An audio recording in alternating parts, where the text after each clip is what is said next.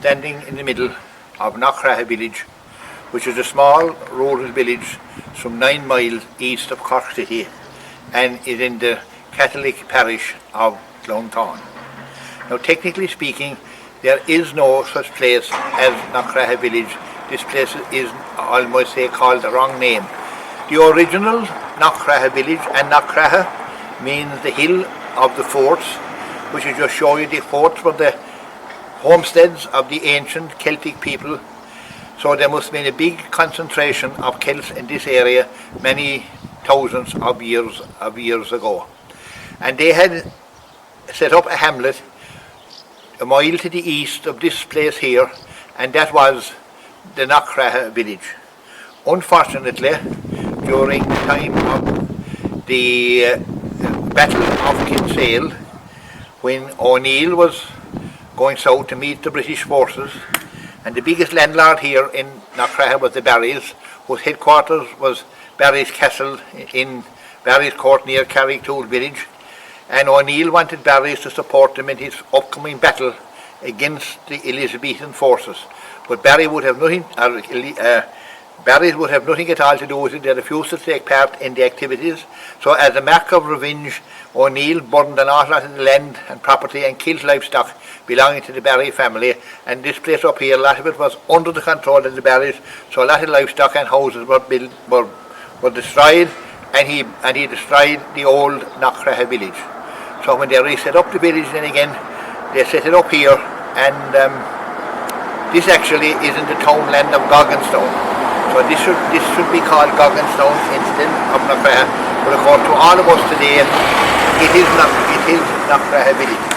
Now, the Knockraha area played a very important role in the Irish War of Independence from 1916 to 1921, and this we have verified. And I have, in my time, 50 years ago, interviewed a lot of those who took part in the War of Independence, up to 30 people who at that stage were alive, including most of the officers. And I was able to get all the stories, that is the stories about Knockraha, and if that hadn't been done, the Knockraha story would have been lost forever. But I can confirm that Knockraha did play a large role here in the War of Independence as a company of the 1st Cork Battalion of the IRA. And the purpose of this video today is to show you some of the places that are associated with the War of Independence and tell you the stories of it.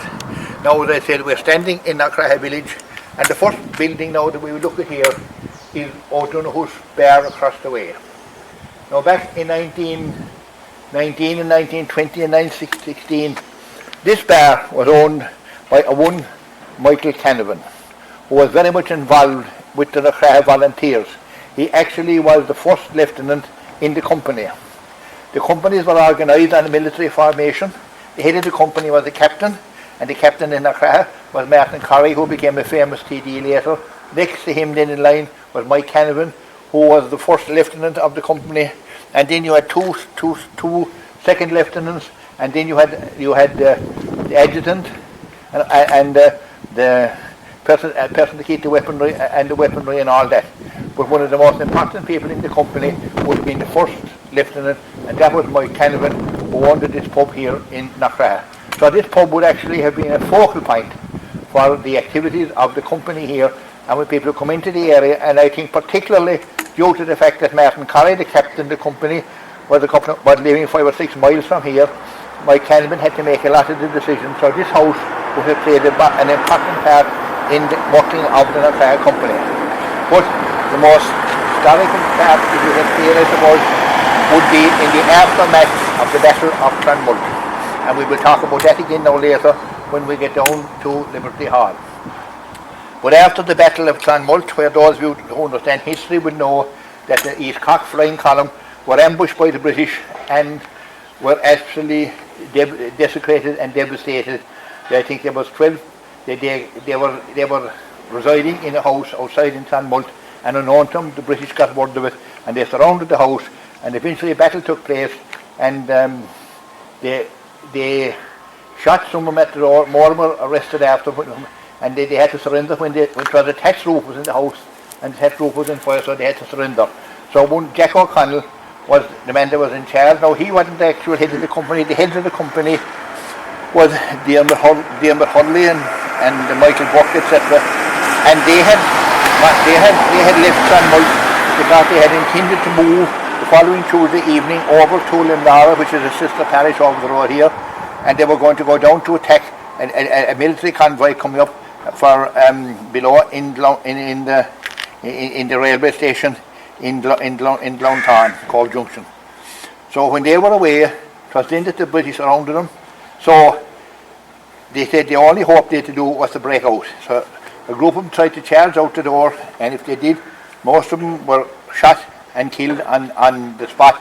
But Jack O'Connell escaped. He was the man that was in charge of them when the officers were gone, and he landed here. He headed from Knockraha because it was here the company was formed in Knockraha. This was kind of the former of the company, and he arrived here later that evening, that Sunday evening of the massacre in Clonmult, and he arrived here in a devastated state into the pub here in Knockraha. And it was there that the officers of the company, who only have the vote Clonmult later on in the evening, and they said, where would they come to? He stayed in Knockraha, so they went to Knockraha, and it was inside in that building that the meeting was held between the officers of the company and Jack O'Connell. But at that stage, there was nothing that could be done. The British Army had done their work, and indeed while they were looking over the ground below at Cove Junction, there was a lorry passed up the road, and they actually had some of the prisoners of Clonmult. So they took off from here, all right, and they went generally that evening outside to Clonmult to find, I think, whether 9 or 10 of them dead outside on the side of the road, and they covered with sheets. So that is the building that played an important role in the aftermath of the Clonmult ambush.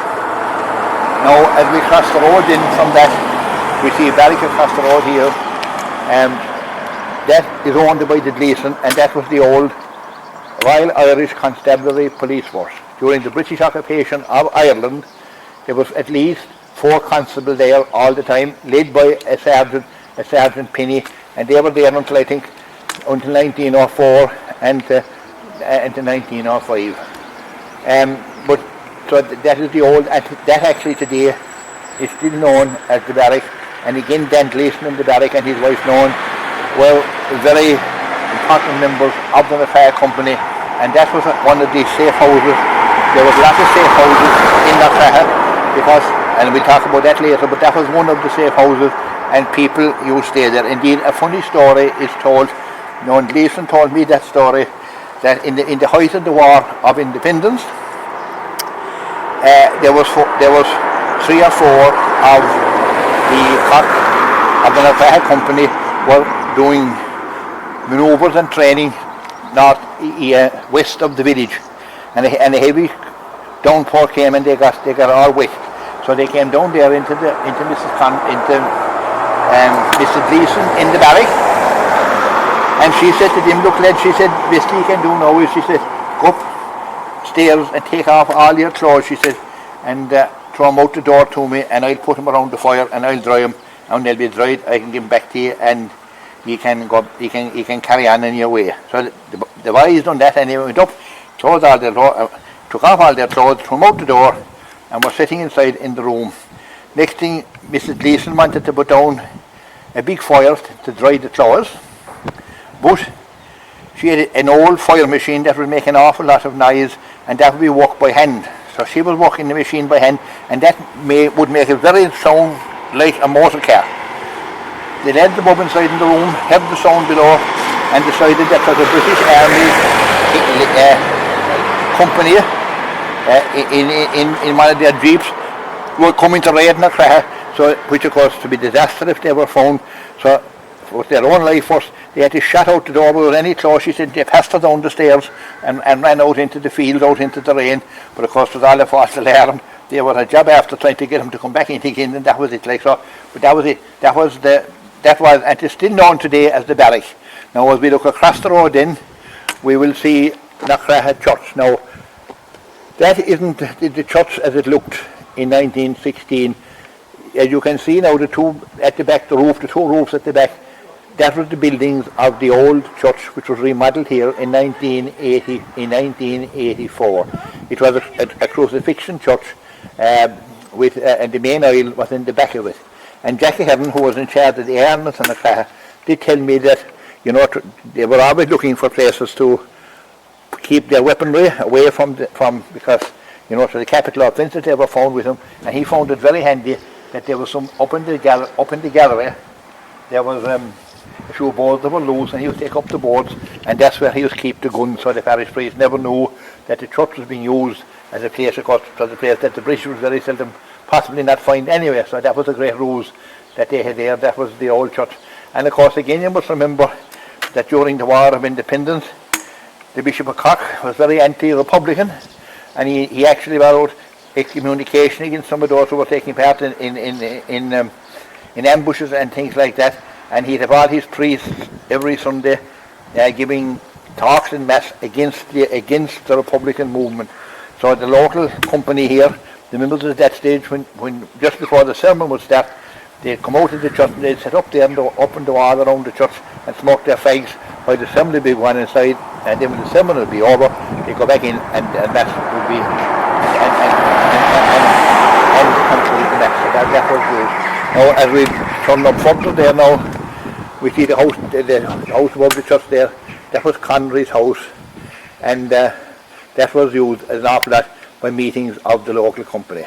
Now we'll walk up the village now to see the old school. Standing outside what was the old schoolhouse in Knockraha. This was built in 1887, replacing another building before that, which was in front of where the existing church is. Now this building was used extensively during the War of Independence, when the local company and when the RIC had lost the writ in the country, and they had a Sinn Féin police force here, and they had Sinn Féin courts would be set up, and these courts would be, they had Sinn Féin policemen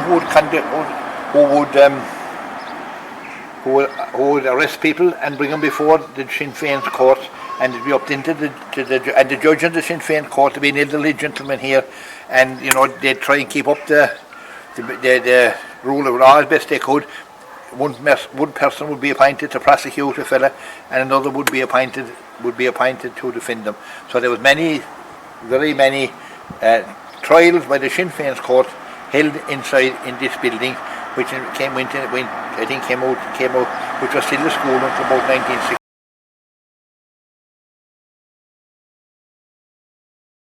Here at again the gable wall of the old barrack, which is owned by the Gleason family, and we're here to talk about something that isn't part of the War of Independence, but still I think is enough to be remembered and to be recorded.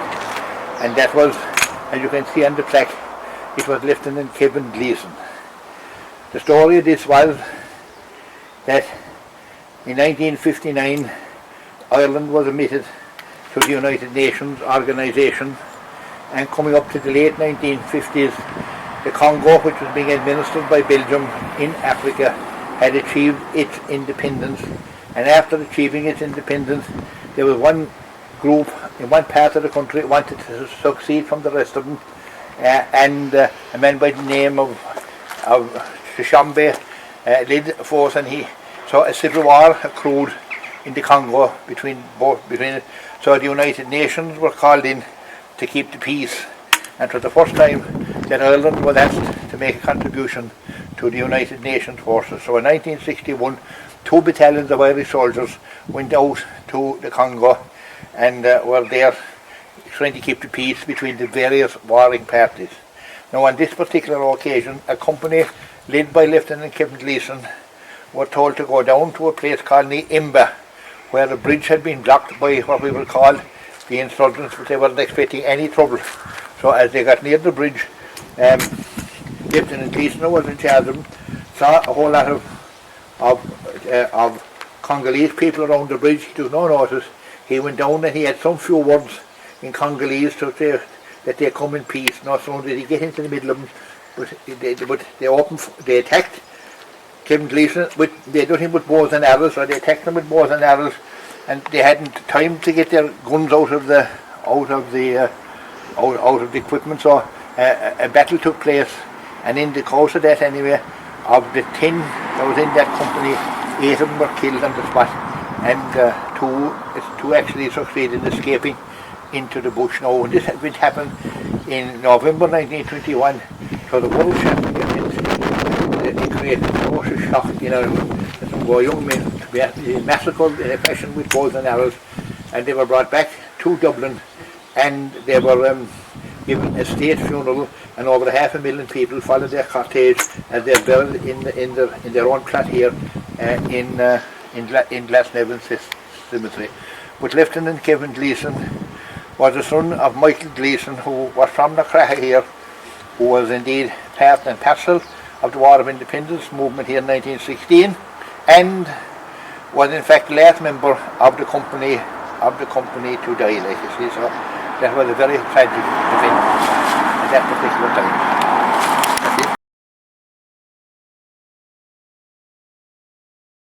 Here in front of this small building, and this was a forge owned by Ned Maloney. Now forges in the era of horses were like the garages of today, so there people brought their horses to be shoed, and they'd make bends for wheels and be able to do iron work in it. But Ned Maloney owned this forge, and he was the person who was in charge of Sing-Sinh prison, as we'll be talking about later when we go down to Kilquane. He actually was considered to be an officer of the Cork Brigade due to the fact that he was in charge of the prisoners, and he lived here and he operated this as a forge till he died in 1946. We're now standing outside the entrance gate to Kilquane graveyard, which is in the townland of Kilquane here in Knockraha.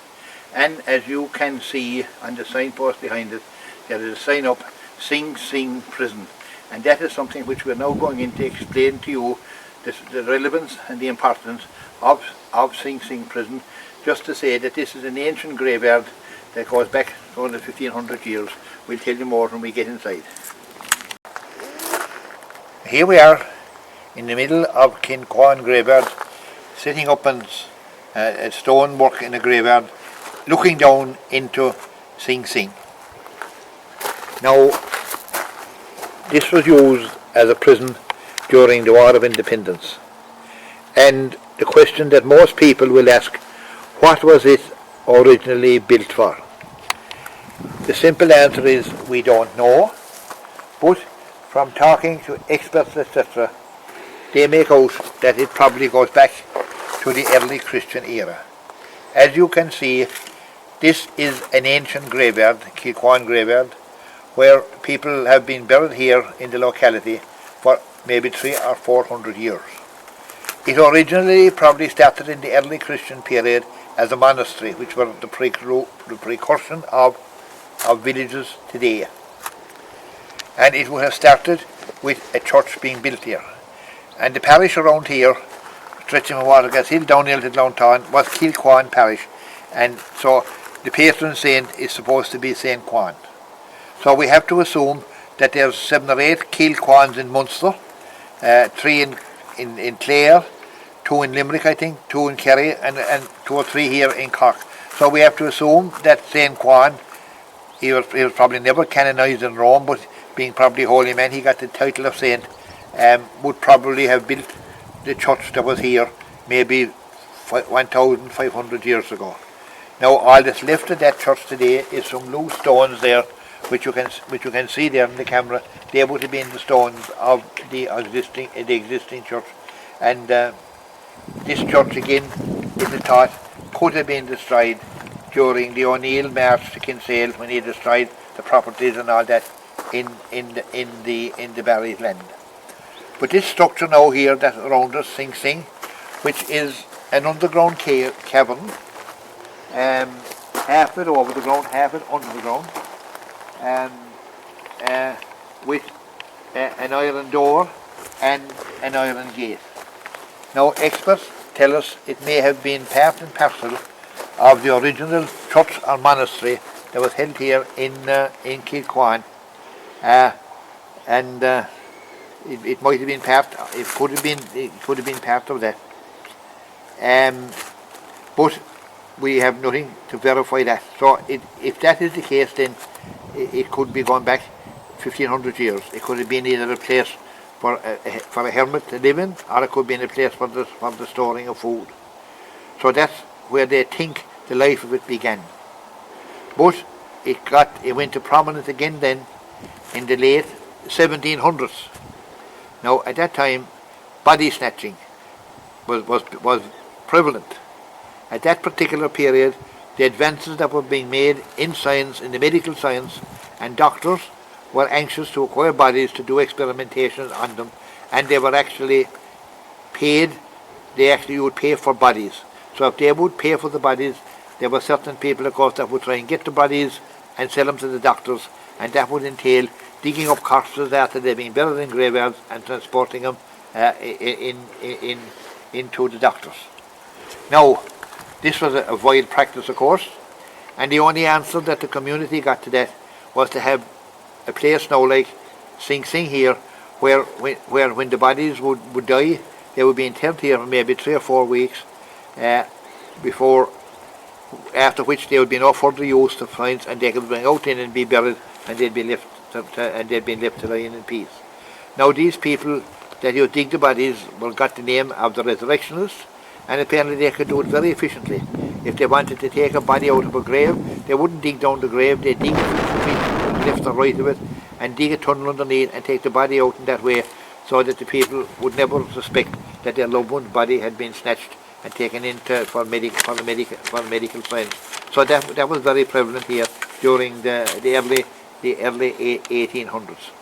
Now, at that stage, there was an iron door. There is a strong, as you can see now, there's a gate in it, and there's a strong iron door. Now, the iron door possibly could have been put in at that period to make it proof against people snatching the bodies, and the gate with it as well. So that was the second reason that was used during the body snatching period, having been used by the monks in the earliest period. But of course it came into its own during the War of Independence. And the reason that it came into its own was, after the War of Independence commencing, the volunteers, as they were known, at that stage, later they became known as the Irish Republican Army, if they picked up in the battle someone that was doing something out of the way, they had no place to put him. Now, as I mentioned above, in the village where they go, they had a system of Sinn Féin courts, because after 1917 and 1918, one of the first attacks of the Republicans were to eliminate the police force out of the country, so they burned and shot their way. Most of the RIC barracks had to close down in rural areas, and Carrigtwohill would have been, they were servicing here, would be servicing this area, and they were burned out early in the 1920s. So we had to ensure that law and order would prevail. Sinn Féin set up a police force. We had 4 policemen in this area, and their job was to keep law and order, and even apparently such jobs as even making sure that the pub shut in time. But if anyone carried out any misdemeanor of any sort, they had no kind of a place to put them. Now, Johnny Roach told me in Carrigtwohill they tried to ruin the barracks for castle holding prisoners in there, but that necessitated having 2 guards minding them 24 hours a day, which wasn't a very sensible operation. They tried houses, the same thing. But then Ned Maloney, who was as we said where to go, we showed his forge above in Knockraha, he brought to the attention of the company that this vault was here in Kilquane graveyard, and he thought that would be an ideal place for the holding of prisoners. So they came down and inspected it, and sure of course it was, because it was, first of all, who would expect the prisoners to be kept inside in a cemetery? And Knockraha is a very quiet area. There is no main road or anything run through it. And during the War of Independence, as a result of some of the activities in Knockraha, activities such as the making hand grenades, which we'll talk about later, and the holding of prisoners here in Sing-Sinh, instructions came out from the Cork Brigade at IRA not to have any activities whatsoever happening in Knockraha, to keep the British authorities away from the area, believing that there was nothing sinister happening there. So Knockraha became a kind of a haven for people on the run and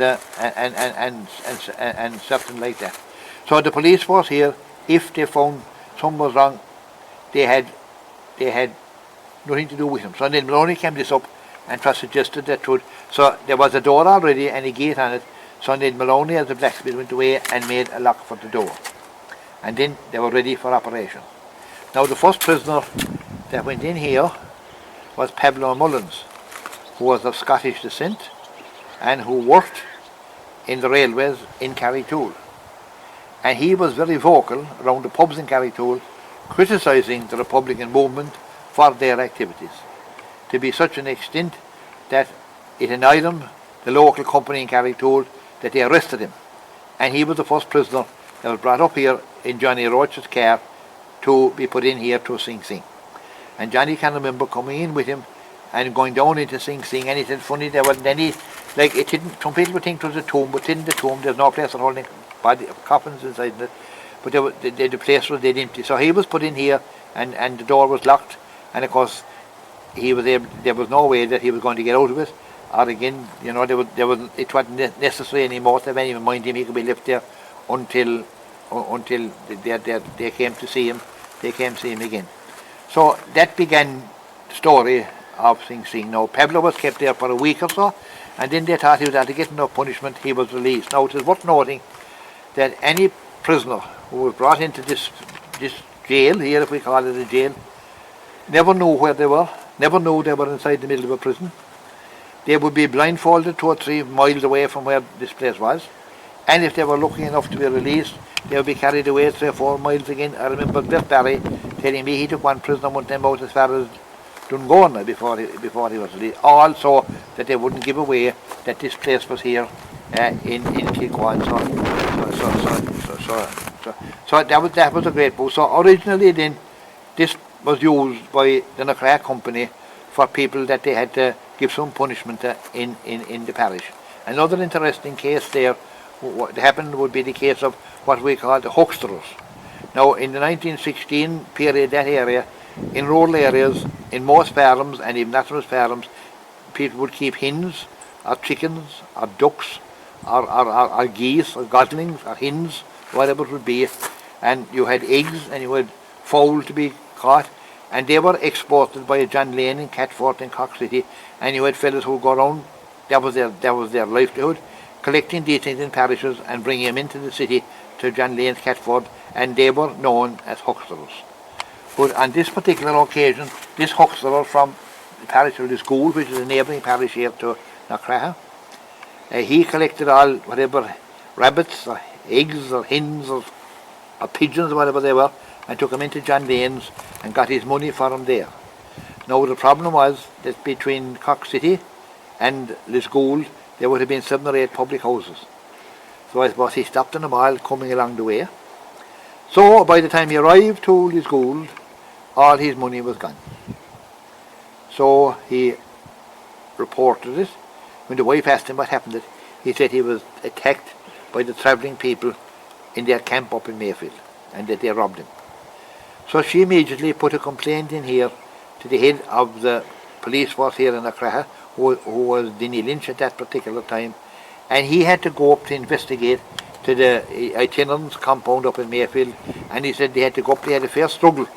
They had a fair struggle trying, but they caught one of them anyway, and they brought one of them away, but he said they had to fight their way to do that, and he was put in here for 3 or 4 nights. Now after 3 or 4 nights, the chap, the Buxton Lisgool, probably got a conscience was playing in him that the man hadn't been robbed at all. So he told them that in Lisgool that he wasn't robbed. So the man that was here then was released straight away, and they gave great credit. He never spilled the beans for anyone or anyone after. So in the early days, they would have been the kind of people that were put in here for small particular offences. But as the war developed into 1919 and 1920, the Cork Brigade had exactly the same problem as Knockraha, what to do with their prisoners. And of course they were picking up a lot more serious prisoners around Cork City. So they got to hear about what was being done here in Kilquane, and because they came out and they decided that they would take it over and make it their prison, which they did, and then it was no longer under the control of the Knockraha Company. It was now under the control of the officers of the Cork No. 1 Brigade, and they appointed Lynn Maloney, who discovered it, to become the governor of it, and he was given the rank of an officer within the ranks of the Cork No. 1 Brigade. So from there on, it was all then serious prisoners were only brought out to this jail. They either had to be British soldiers, or black and tans, or informers, and they were held here while their fate was being decided. Now the name Sing-Sinh, where did that come from? Sing-Sinh is a notorious prison in the upstate New York, famous for the amount of executions that take place there. So some local wit called this place Sing-Sinh, and the name Sing-Sinh has stuck to it today. So after that, it was only all the serious-minded prisoners were kept in this place while their fate was being divided. Now quite a number of them would have spent their last night alive because due to being in the British Army or whatever, it was decided that they should be executed. And they would have spent their last night inside in this, and those to be executed would be taken out of this prison here and taken up the road there half a mile where there was an area called the Ray, which was a kind of a shrubby, wet area that wasn't being used for agricultural purposes, so it was easy to dig it. So it was there they were executed, and it was there they were buried, and they're still, and their bodies, of course, would be still there today. Now, how many prisoners went through this place? Ned Maloney, the governor, when he was applying for his pension in 1941, estimated that he probably put about 100 prisoners to his hands. How many of those would have been executed? We don't know, because records weren't being kept. But we kind of think there was at least 20 or 25 spent their last night alive inside this place. Indeed, indeed, in the 1960s, when Timmy Driscoll, who owned the land adjacent to the Ray, was draining some soil, and the JCB turned up out of two skeletons with British Army uniforms still on them that had been buried outside the ditch of the Ray. So they complained that the local police in Warragasil, this would be 1960s, were called in, but they done a bit of local research and spoke to Martin Colley, and I think they were satisfied eventually that these bodies were there from the War of Independence, that there was no need to do anything else about it. So these were the prisoners that were kept inside here. Now, there was many, I suppose, the most famous prisoner, I think, which was kept here was a man by the name of Timothy Quinlisk. He was originally from Wexford, and he had joined the British Army, and he had fought in the First World War in France area, where he was captured by the British, and he was a prisoner of war in Germany. Now Roger Casement, who was indeed at the forefront of the Republican activity at the time, went over to France to know could he raise an Irish brigade from Irish people who had been captured in British uniforms, and the Germans would be prepared to release those that were so doing if they came back to Ireland. Now he had hoped to get a good brigade together, but that didn't materialise later. He did get a number, but one of these was a Timothy Quinlisk. So he was released, and he came back to Ireland, and of course he had no job or anything, and he was being supported by the Republican movement. But after the bit they made out he was starting to live the high life, etc., and he didn't see. And when the Irish brigade in the prison of war was going to develop, he had no further use to the IRA, so they withdrew their subvention, and of course from there on he had no way of supporting himself. So he knew then that Michael Collins, at that time, there was a price on his head of £10,000, and he'd think that would lead to life or death to the presence of Michael Collins. So Quinlisk wrote to the authorities in Dublin Castle to say that he probably could get information that would lead to the captain of Michael Collins to get his 10,000. But unfortunately, that went through Michael Collins' spies inside in the castle came on that. So of course he brought to the attention of the Republican movement what he was doing, and they decided at that stage that they test him once more. So they said to him, look, on a special night Michael Collins has to leave Dublin to get too hot for him. He's coming down to Cork. So on a special night he'll be in a house above in Winthrop Street there off Patrick Street, and if you wanted to meet him you could meet him there. So of course he immediately contacted the British authorities, and the house was surrounded with military, but of course there was no trace of Michael Collins. So that finally convinced him of his seriousness, so he was picked up in Cork, and apparently he was brought out here until his flight was being decided, because Bert Barry now, who was the secretary of this company, told me that he got strict instructions and letters from those in Cork that he had a very important prisoner inside in Sing-Sinh, and to make sure that the locks in the door was good and to recheck him. And he said they even, I think, put a second lock in the door to make sure that that he wouldn't get out. But anyway, he didn't get out anyway, and he was executed. Now, he wasn't buried in the grave because being a spy, that kind of thing, they would shoot him and leave their bodies in public as a warning to other people what would happen to a spy. And apparently his body must be dumped somewhere on the road out there now, the South Link Road on the road, so they can say road roundabout. So he was probably the most famous prisoner in India.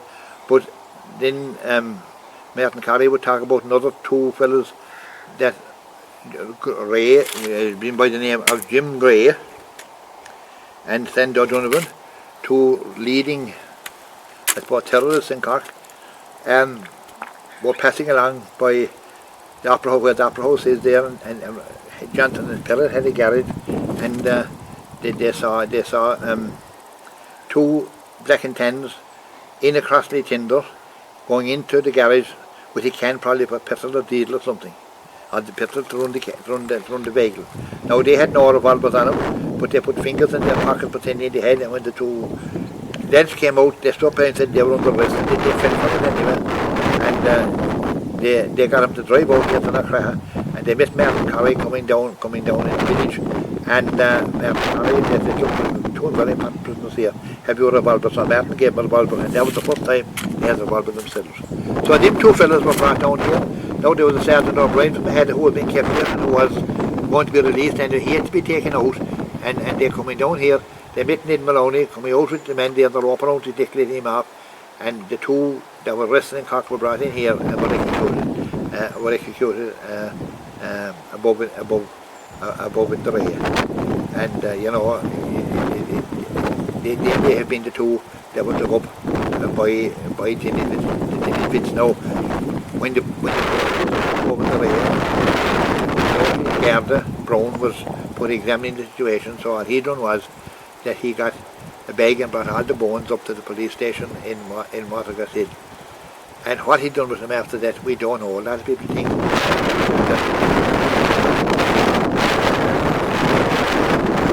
so the reality is like that up to perhaps 25 people would have spent their last night alive. Now, to those that were in there, and I was talking to members of the company who met them after coming out, they had spoken of very paranormal experiences. There was a kind of lights and voices and faces coming through the wall and things. But of course, we thought that would be understandable enough, because it's such an isolated place on your own, like that should affect your mind, like, So we thought that was technical for it. But like it's quite interesting that even since we took an interest in this place here in 1971, we went down there. Again, there was nothing inside. The door was fine. The gate that was there was rusty. We changed the gate. The only part of the gate that was the spikes on top. They had the spikes of the original gate. And we had a night here unveiling this plaque here, unveiling the plaque there. With May O'Higgins, who was a great songwriter who wrote the famous song Dungarvan, My Hometown. Her husband was Mick Gleeson, or Mick Higgins, who was a member of the company here, and the company here that was in Knockraha.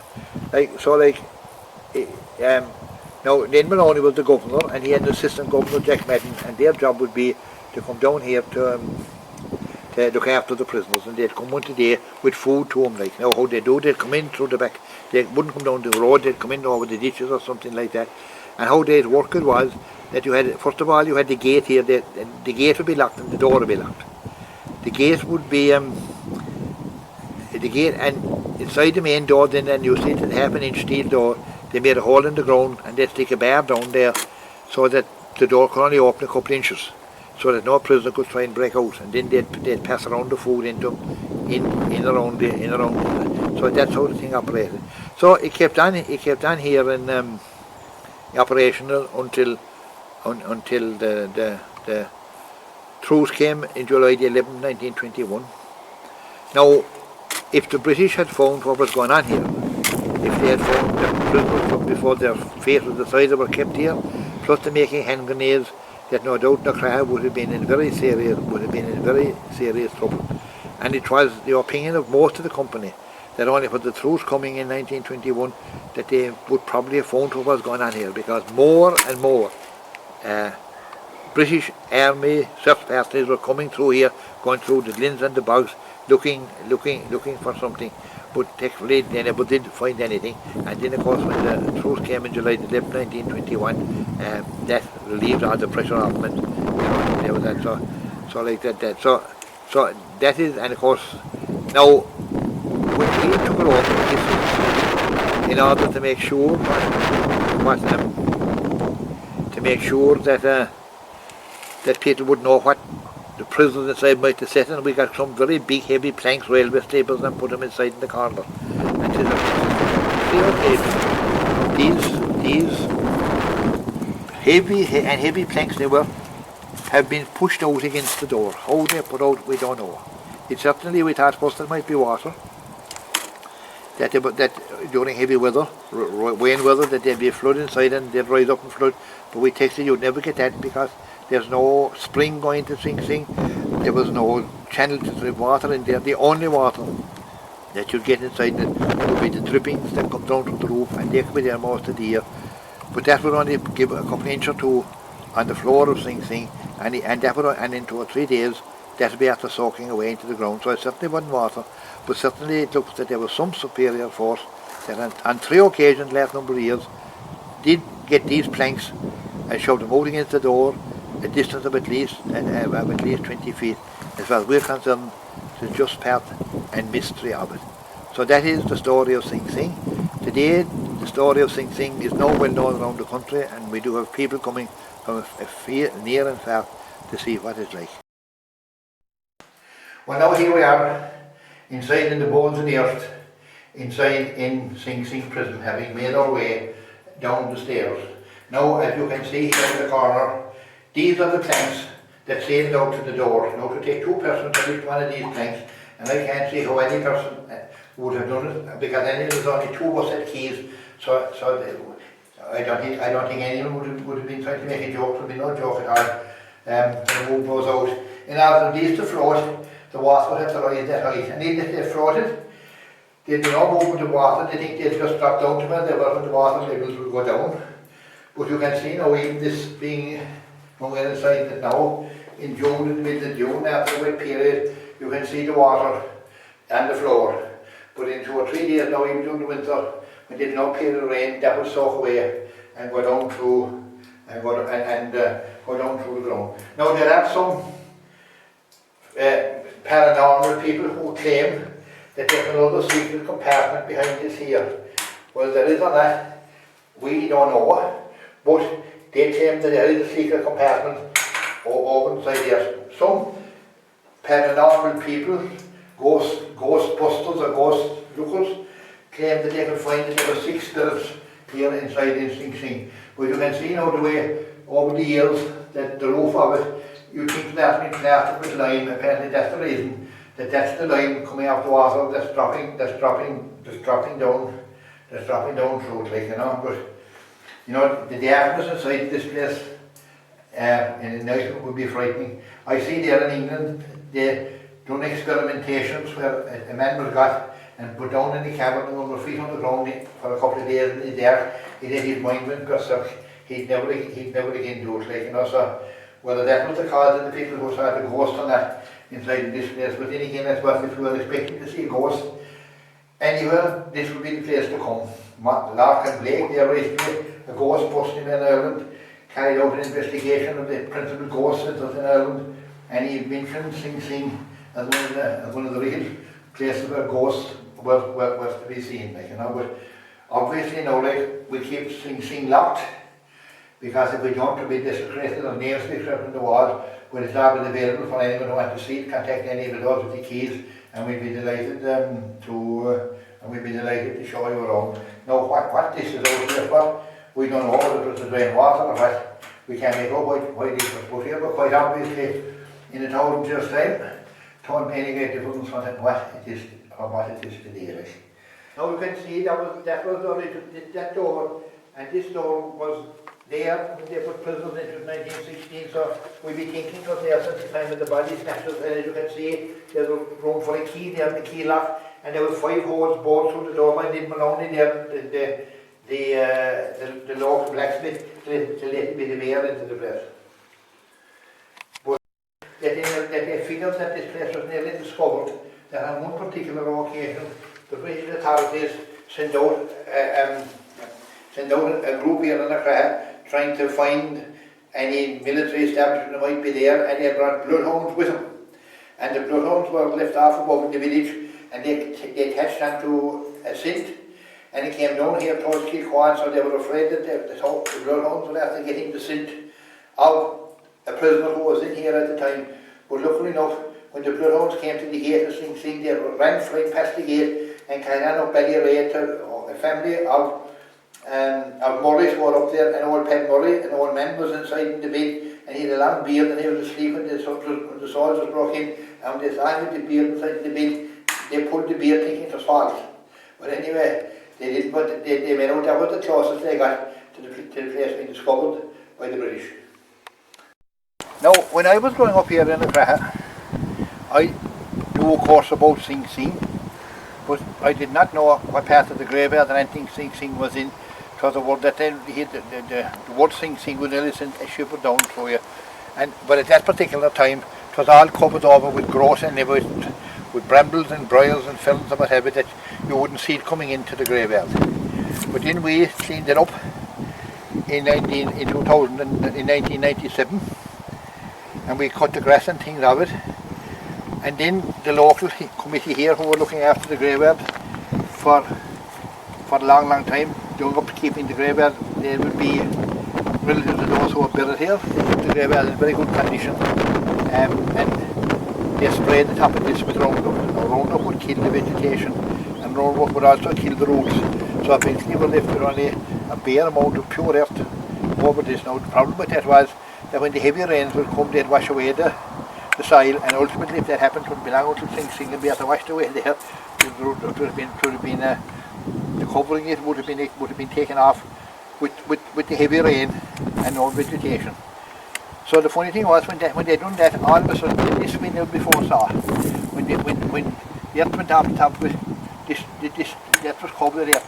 Now what reason it was put there, we don't know. We'd love to dig it up, but we don't want to do it. That'd be a job for an archaeologist. But we'd be wondering, was it used during the Cromwellian wars?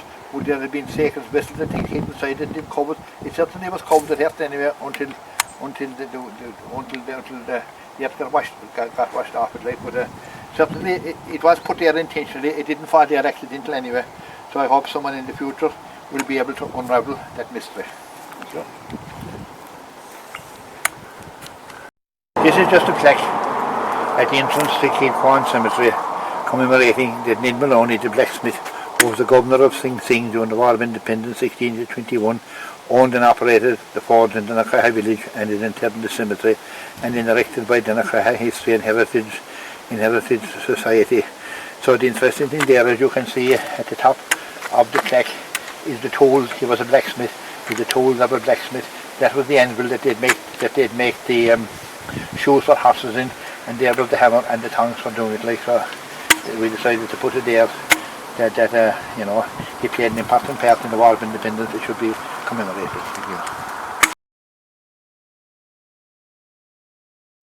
Well, now we're here in Liberty Hall at the corner of Ballinbritick and Kilquane, which is the dividing line between the Diocese of Cork and the Diocese of Clyne.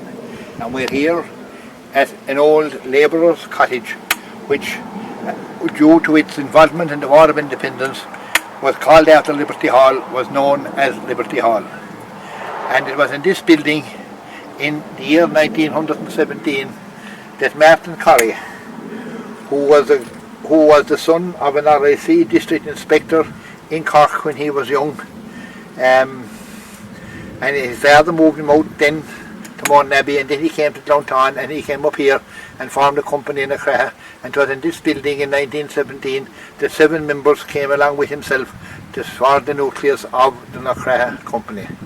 Now, during the period of the War of Independence, was used for many particular events and meetings, and we talk about everything goes inside. But the plaques here were, this plaque was erected by the History Society in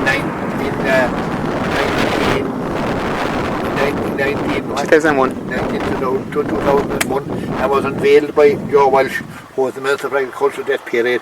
And again, there was a huge crowd here on that particular occasion. On the other side there, you just see cuttings from newspapers about the War of Independence. It says here, this became a famous slogan.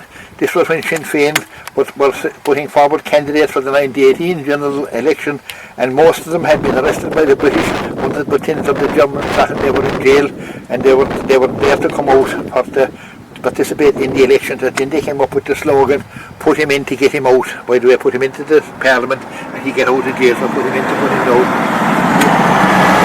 The other one here was an anti-conscription pledge. The British made the biggest disaster of all in 1918 when they tried to apply conscription to Ireland for make up for the shortage of people that were killed in the First World War. But there was a strong reaction to it in this country, including the church and the state, and they all got together, and it never came off. But as a result of the British conscription, more people joined the Republican movement than ever before done. And there then at the bottom is just a picture of a meeting of Republican sympathisers. This thing here, of course, would be, and we can go further here to James Connolly, one of the leaders of the 1916 proclamation, and of course Patrick Pearse there is fading away. Up here further then we have this and this limestone plinth here, the words that were printed on Liberty Hall. On April 1916 we said neither king nor Kaiser were Ireland, which meant that they were working either for the Germans or for the British. We were working solely. And down the bottom of that then is a copy of the proclamation, which was read by Patrick Pearse outside the GPO on Easter Monday 1918. And then as we come to the other side of it here, we have a commemoration to remember the sacrifice made by the people of Knockraha in the War of Independence. And 1916-21 we unveiled that 2016, lest we forget, in memory of the coming man, the 18 coming man and the 19 volunteers from Knockraha who took part in the War of Independence 1921, Captain M.J. Corrie Sunville, First Lieutenant Mike Canavan, the Pub Knockraha, Second Lieutenant Constable Milleen, John Fitzgerald, Washington, British, First Master Jackie Heaven, Company Adjutant at Barry Maryville, Designer Grade Factory in Fitzgerald V. Knockraha, Secretary Common Man Mary Canavan Knockraha, Sergeant Sinn Féin Police Bill Mulcahy Ballyrea, Secretary Sinn Féin Command Barry Maryville, Foreman Grenade Factory Denny Lynch Maryville, Governor of Sing-Sinh Prison in Maloney Blacksmith Knockraha, we saw recently where his forge was. And this was unveiled on the 5th of June 2016 because this was the 100th anniversary of 1916, and massive celebrations were held throughout the country to commemorate that event. And this was our event here in Knockraha to do, and we were very fortunate that James Connolly, who was the grandson of James Connolly, a signature of proclamation, came to us that day to unveil the proclamation. So, and then at the bottom we have God Save Ireland. But now here we're inside in the building that is known as Liberty Hall here in the corner of Ballinbritish in Carrigtwohill. And this building, as I said outside, was used by Martin Curry to have the first meeting of his company here in 1917. The nucleus of his company, which ultimately grew to be around 90 personnel. So this was the headquarters of the Knockraha company. It was inside in this building that they all took the oath of allegiance to the IRA, to the police, to the Republic of Ireland, and then a lot of the drilling, etc., in the early days would have been done in the fields that are there behind us.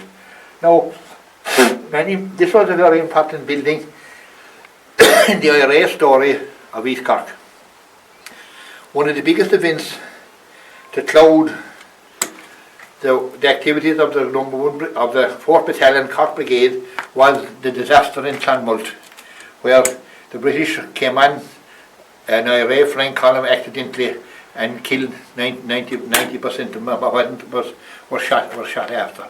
Now, this flying column was the flying column set up by the 4th Battalion, the East Cork Battalion, and it was inside in this building, attended by Diarmuid Hurley, who was the leader, became the leader of the flying column, but more importantly, Terence McSweeney, the Lord Mayor of Cork, who died of hunger strike in Brixton Prison. He was here on the night the decision was made to form that, because of course he was an officer at that time in charge of the first officer of the Cork, of the 1st Cork Brigade.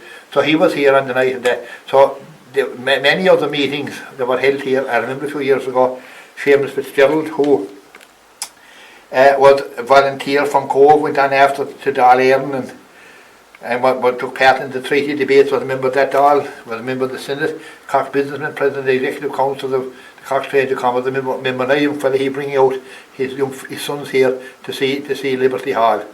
So like a lot of the meetings, the part meetings in East Cork were held here inside in Liberty Hall.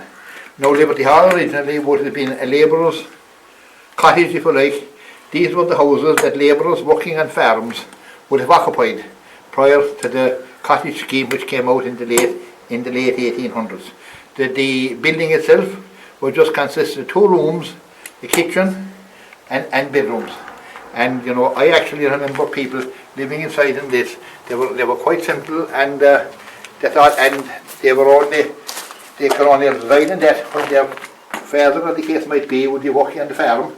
And then if he got sick or anything else, they had to get out, they had no house, and the next labourer's family would have got it as well. So that was the way that's how them labourers that really had nothing to their name, and they were at the mercy of the farmers that they were working for. Now that changed a bit in the late 1800s when D.D. Sheehan brought out the farm, the relief cottage scheme, and this was great because first of all, these houses were built by the state. There was 3 bedrooms and a kitchen, which was a big advance on the 2 of these ones before, and they had a fireplace in it, and they were given an acre of land as well, that they could grow potatoes in, or vegetables, or anything they liked. And one of these sprang up to replace these houses, the old labourers' cottages, and a lot of these cottages are still there today. Now the majority of them now would have been extended one way or the other, where if you look around you'll see the structure of many of them around, and of course the acre of land that they behind them in some cases now has been worth an awful lot of money depending on the land and on the rezoning they had. But this was the kind of a house, of a room, that thousands of these buildings throughout Ireland, 2 rooms and roofs attached, only at the disposal of the family while they worked on the farm. So so that's now we put plaques here on this to remember it, and we done up this here, and we decided that instead of roof we would preserve it as a room, so that and hopefully in 100 years' time it shouldn't be any great difference from it is today. It can't deteriorate anything, and there's very little maintenance on it, like, you know. So the Liberty Hall here is an important part of the Knockraha story. In 1919, Sean Hegarty, the OC of the Cork No. 1 Brigade, contacted Martin Curry, the captain of the Knockraha Company, that he wanted to see him on urgent business, and they agreed to meet in a field in Maryville in 1919. And when Sean Hegarty came out, he said to Martin, look, he said, Martin, I think, he said, if we can't get the proper equipment, we're going to lose the War of Independence. And he said, what we are short of, not so much revolvers and all that, but he said, it's hand grenades. The hand grenades were actually nearly more important to them than revolvers, because a hand grenade could be thrust into a lorry and eliminate all that had been the one lorry in one explosion. So he said, look, we haven't enough hand grenades, but he said, I've been advised that it should be possible for us to make our own hand grenades. So he said to Martin, no, Martin said to I don't know anything about him. He said to I'm only a farmer's son. I know nothing about making hand grenades. You don't need this, as Fianni said, because I fell down in Corfu moulders and things, and they understand the mechanics of iron and all that. And but what I want you now, he said, to do is to make a dugout, to dig a place over in the field, and cover it with sleepers, he said, and I'll get what will be necessary. What will be necessary for to make a grenade factory, number one, the furnace, that will be for the melting of the iron to make the grenades. Number two would be the molds for making the grenades, and number three then would be a cooker in order to make the sand cones. So he said, look, I can get all those. He said, all I want you to do is get men together and make that. So Martin done that. He got the place together, and they fixed a place down in Butlerstown behind Brook Lodge. And when he had it ready, he contacted Sean, and Sean said, right, now, he said, first of all, he said, we'll have to get a furnace. So some of the members of the company that are working down in Cove, there was a dockyard in Cove and there was a foundry there. They took that over one night at gunpoint, took it over for a couple of hours and used this equipment to make a foundry, which was then transferred up to the new dugout in Butlerstown. As regards making the moulds of the chills, which you see there, for the grenades, there was some, Dahi O'Brien and another member of the Cove company were working that time in the foundry at Ford, who had established in Cork a couple of years after the Ford Motor Company, and they used their equipment to make these moulds. So they made two moulds which they sent out to Knockraha, and so they set up their plant. They set up their furnace, and for the Butlerstown plant they had an engine to drive the furnace to get the heat to melt the iron to make the grenades, and they made a rail in Fords in Cork for to get some pig iron for us to do that. So they lined up there, they lined up all their equipment anywhere, and on particular one occasion, Seamus Fitzgerald from Cove, who was an active member of the Volunteers, was taken on to work full time in this plant with Dahi O'Brien, etc.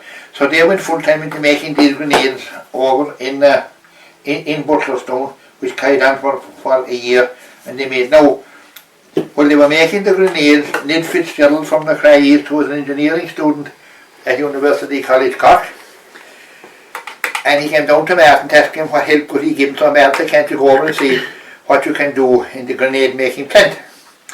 So I went over anyway, and he saw from his experience that was wrongly designed. So he said, look, he said, I could design a better plant than that.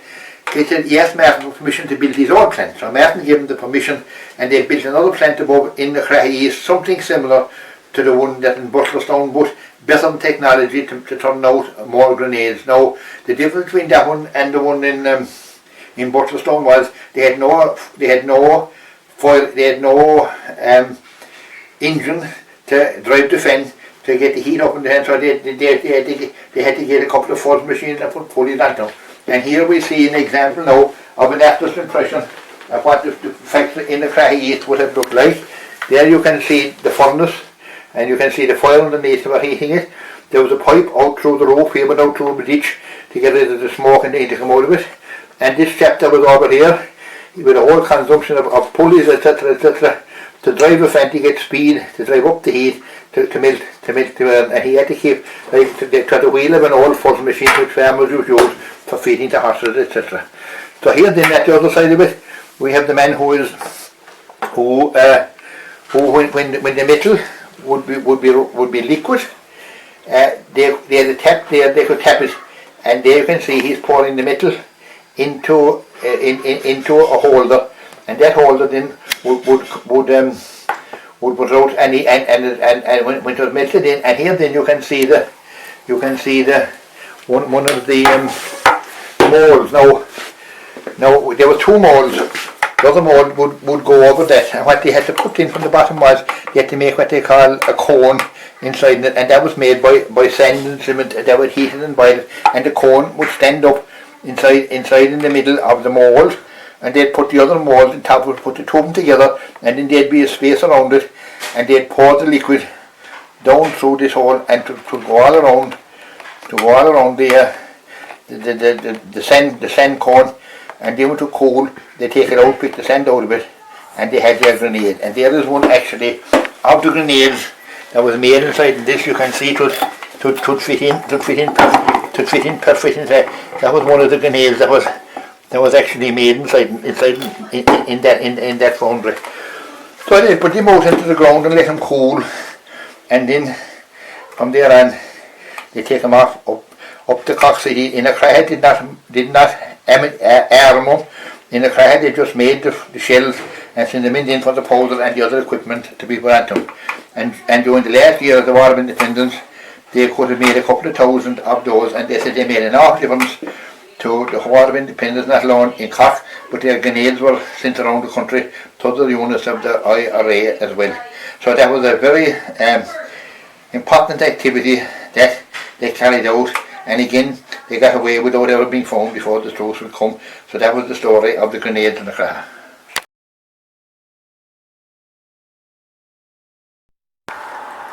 Now we're standing here in front of what was the old schoolhouse here in Knockraha, which was erected and opened in the year 1887.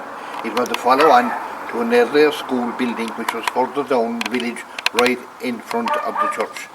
In the 1920s, Mr. Michael Daly of Dunmanway was the principal here, and his wife, or he met her later, she was Nora Fleming, and she was from Castlemartyr, and it was a two-teacher school. And in that time, if the population went up a small bit, a third, what they was called a junior assistant mistress, would be appointed here as well. So it was a two-room school, and the number of people on the roll book would have been about 60. Now, as we came on to 1920, and the War of Independence was intensifying, and the activities that were going on here in Knockraha were considered to be very important to the national movement. There was events were happening in Knockraha which no other unit in the country was asked to do. First of all, we had the vault down in the graveyard, which became known as Sing-Sinh prison, which was used by the Cork No. 1 Brigade while prisoners were being detained there while their future would have been decided, and on a number of occasions, a lot of these would have been executed out of it, and they were buried in above in the rain. Now then, we had two hand grenade factories, which was three of the Cork No. 1 Brigade hand grenades, and they had to work out how could they make them themselves. So he picked Knockraha here as a very quiet place for this type of activity, and he asked that facilities be provided here, and he would underground facilities, and he would get personnel to come along to operate these and make the hand grenades. So these came into play in 1920, and by 1921 both that plant and then Ned Fitzgerald of Knockraha East, who was an engineering student at UCC, went over to see what he could do in the Butlerstown plant. He thought he could design a better plant than that, so he came back and designed another plant in Knockraha East. So we ended up here with two plants in Knockraha making hand grenades, and it was very important that these hand grenades were very important to the national movement. Now, the vital thing as far as the Republican movement was concerned, of course, that the British would not discover what was going on here. So Sean Haggerty gave specific instructions that there was to be no activities of any sort of Republican activities take place in the Knockraha area. It was to be a quiet area, that the British would never be suspicious and wouldn't send anyone in. And so that was the instructions that he gave, and of course that also allowed in, with no activities here, the provision of safe houses, which was very much used by the movement to accommodate people who were on the run. So as we landed up to the summer of 1921, prior to the truce, both these facilities were going at full build, as well as the vault below in Sing-Sinh. Now, they didn't know then at that stage, they decided that they would, they decided in that stage that they'd intensify the activities as it were. But of course it was quite obviously like that if the British knew what was happening here, they would be in right trouble. But then, and the event happened in May 1921, which nearly blew the whole operation that they were here and brought it into the public domain. And that had to do with a young boy called Jack Donovan, who was living over in Blossom Grove, 1.5 miles here from Knockraha, and he was going to school here in this building.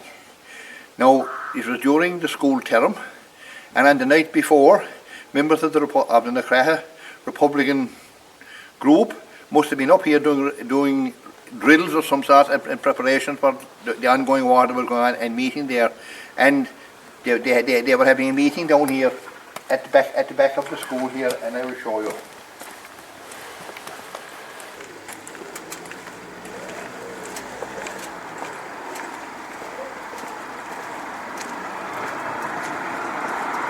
Now this was the backyard of the old school in Knockraha, where rising exposed and clay and everything.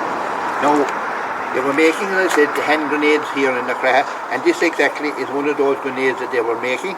They had the molds and the chills and the earthen for making them, and they were the grenades that came out of it. Now the night before Jack went to school, the local company must have been doing some manoeuvres in this vicinity here, including the yard here to the school, and unfortunately they were dealing with live grenades and live ammunition. And unfortunately, when they left, they left a live hand grenade after them inside the corner of the yard here. So when the little boys were playing at 10 o'clock, Jack Donovan came on the hand grenade. He didn't know what it was. He picked it up, looked at it, and put it into his sack, went into school, and had it inside in his school sack while he was another 2 hours until the lunch break came. Now when the lunch break came, then he came out and he called a couple of his friends together. There was John McGrath, Pam Mulcahy and Johnny Gary, to show him what he was after discovering. So he had up inside in his hand the grenade, and the grenade now was loaded, and there was a pin here on top of the loaded grenade, and when you would pull the pin, 5 seconds later the grenade would explode. So Jack was looking at it, and by accident he pulled the pin. Next thing, bang! The thing exploded and practically blew his hand from his wrist off straight away, and as well that the light of the blast temporarily blinded him. So he fainted on the spot. He was brought him into the classroom, and Mrs. Gailey, when she saw him, fainted with the fright. So this now created terrible problems for the local volunteers IRA company.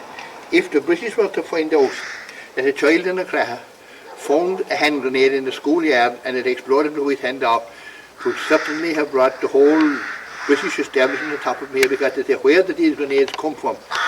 And during this investigation there'd be every possibility that they would have discovered the two underground plants, and they would have discovered Sing-Sinh, and that would have been a total disaster, not alone for Knockraha, but for the Republican movement here in Kilquane. So the Republican leaders, Jack, Kilquane and Trappers secured, and Jack was taken in to the hospital, the South Infirmary Hospital, and luckily enough, they didn't meet any policemen or anything on the way in, and he was ready to be there. Now, the Republican leadership here contacted his family about him, and they pointed out to given if it came to the attention that what would happen. So they asked the family, now would they keep this quiet and not get out and harbour than that, because we have said that the government family, they decided they would. So Jack was told, whatever he do, not to say one word or anything about it. So he was inside the hospital, and he was still blind. And a priest came in, and the priest was asking, and he was only 8 years of age, what happened? I can't tell, he said, I must stay silent. So, but anyway, the thing was, he survived anyway, and his sight came back, but of course he had a couple of fingers lost. But at least from the Republican point of view here, it never came to the attention of the British as what happened to him. So in order to compensate him in some way for it, the Republican movement here decided that they'd pay for his education at a school in Cork. So he was going every day to the Christian Brothers College, and he finished out his time there. Now, what happened to him was a life-changing operation, but he came back here to Knockraha, and he spent his full life in Knockraha, obviously with the injury that he had taken, and he turned out to be a great community member. He was chairman of Mind in the Theatre, he was involved in building the hall, he was involved in bringing electricity and the bus service to Knockraha. So, but it was, and he eventually married Kathleen Bowen from Ballingoy, and he died in 1900, and he's buried over in Sing-Sinh graveyard.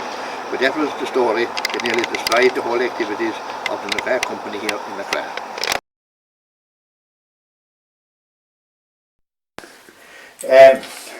Now, for those who participated in the War of Independence in 1940, the government brought out a system whereby all those who were joined the Republican movement were considered soldiers, and they were considered soldiers of the Irish Republic working under the entire Dáil, so they were entitled to medals of recognition for what they done. So they brought out the first medal that they brought out. There was a medal for those who participated in the War of Independence, and you can see there's a soldier on one side of it, and I think there's the symbol of all the other 4 provinces on the other side. This is what was known as the Black and Tan medal, and this medal, now if there was a bear in the middle, and you can see now there's a bear in that middle, that means that when an active person got it, he had been involved in the War of Independence. There were a lot of people in companies who never fired the shot, but they were still there if they were wanted. But for those who actually participated in it, these were service medals, and they were known as the Black and Tan medal.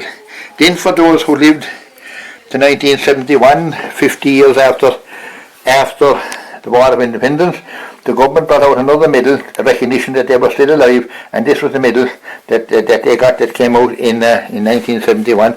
So they are much looked after medals. You can see now they're in the background, like. And I came along then and saw my father's medal, and I put his name in the back of them, so the future generations will know who actually got these medals.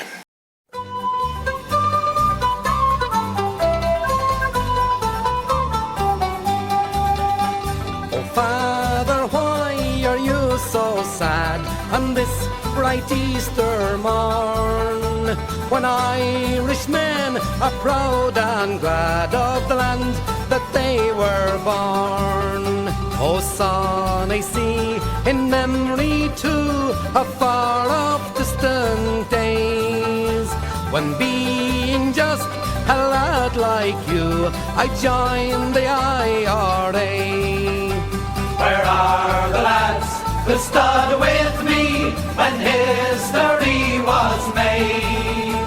Oh, Grammacree, I long to see the boys of the old brigade. From hills and farms the call to arms was heard by one and all, and from the glen came brave young men to answer Ireland's call. Was long ago we faced the foe, the old brigade and me, and by my side they fought and died that Ireland might be free. Where are the lads who stood with me when history was made? Oh, Grammacree, I long to see the boys of the old brigade.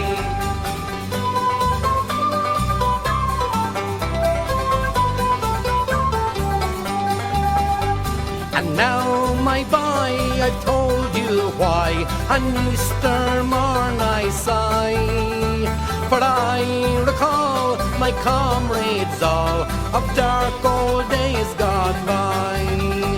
I think of men who fought in glens with rifle and grenade. May heaven keep the men who sleep from the ranks of the old brigade. Where are the lads who stood with me when history was made? Oh, Grammacree, I long to see the boys of the old brigade. Where are the lads who stood with